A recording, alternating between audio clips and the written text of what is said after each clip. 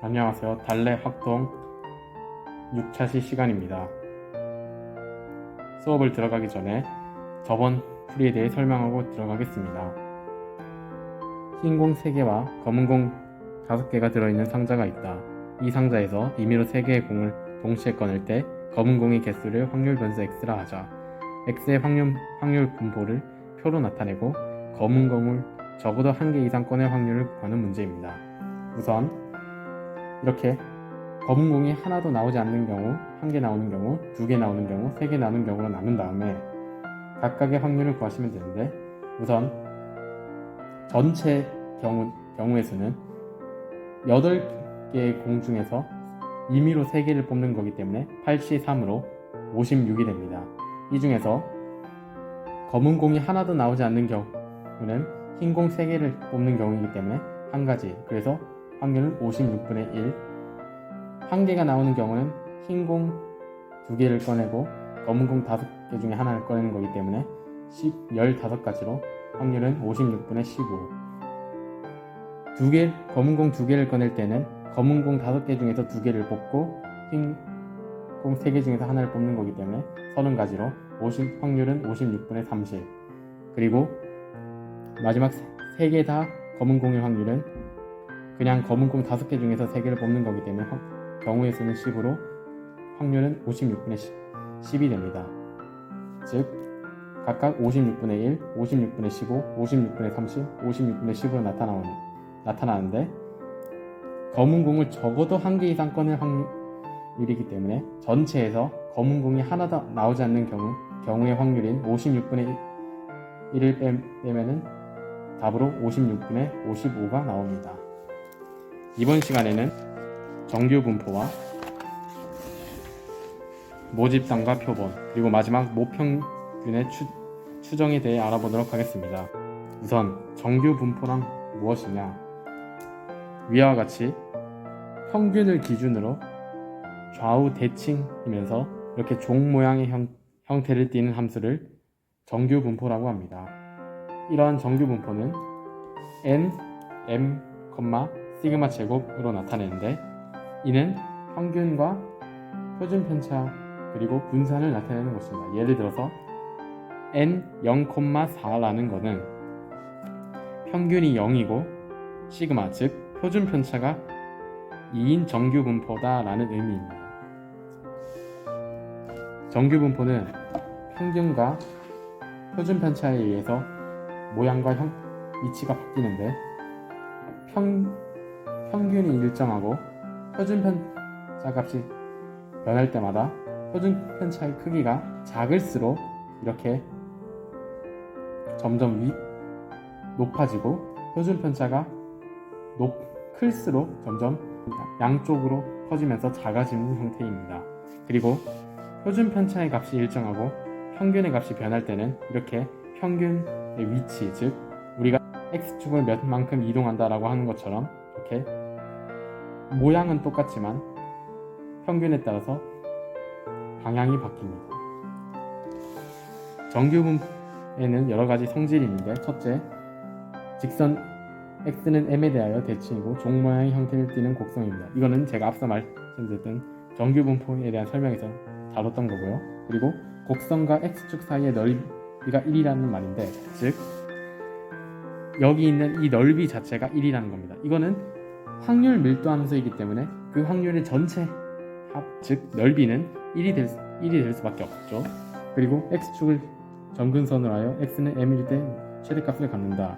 이 말도 이렇게 종 모양의 형태이기 때문에, 즉 m일 때 가장 높은 확률을 줍니다.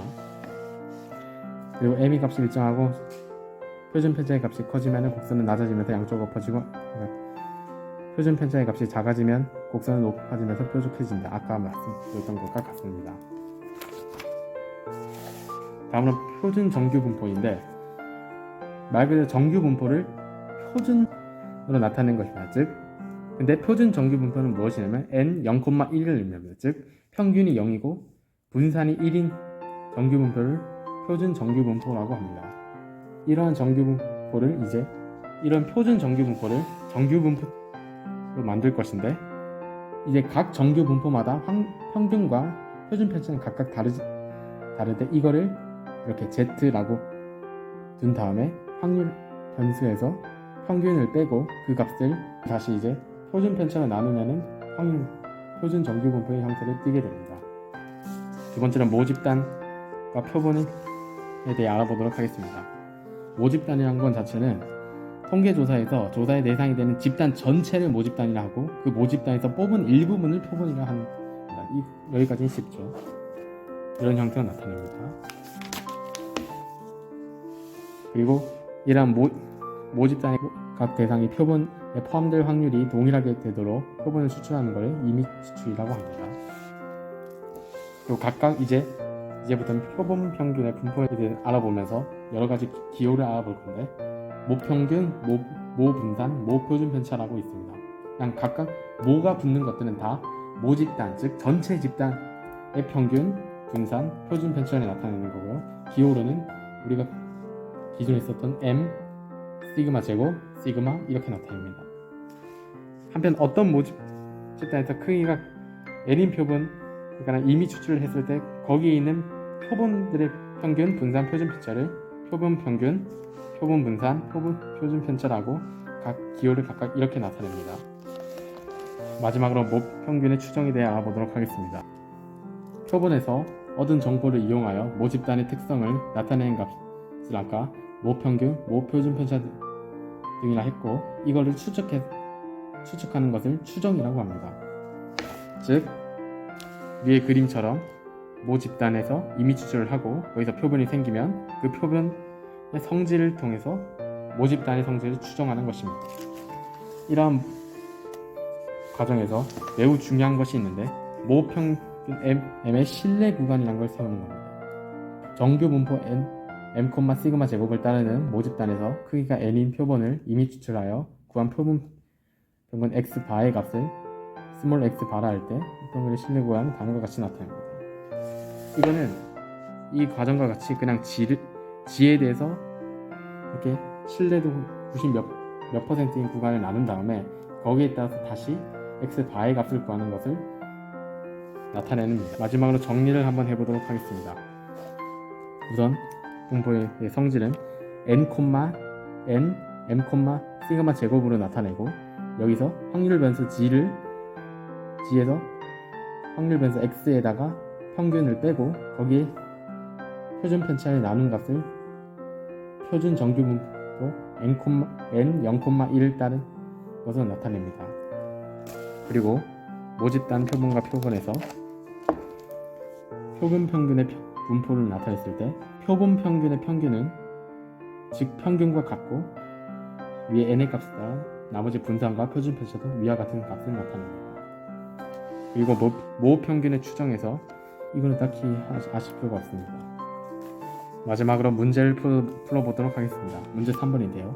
확률 변수 G가 표준 정규 분포 N 0,1을 따를 때 표준 정규 분포표를 이용하여 다음 확률을 구하는 문제입니다.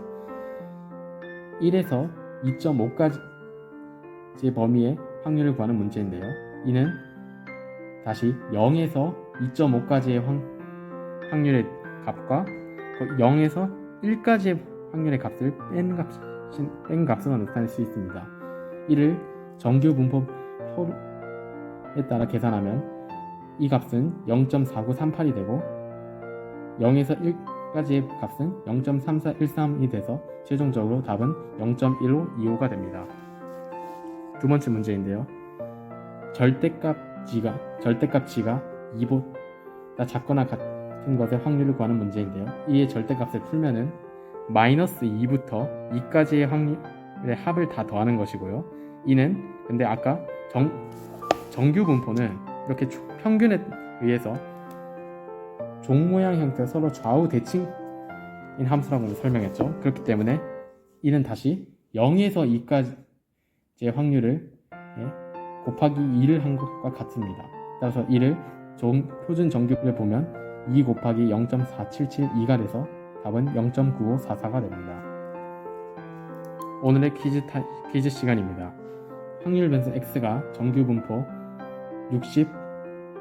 60,4제곱을 따를 때 다음 확률을 구하는 문제인데요. 여기서 2번 문제를 다음 시간까지 풀어보시면 좋겠습니다. 네, 오늘은 여기까지입니다. 감사합니다.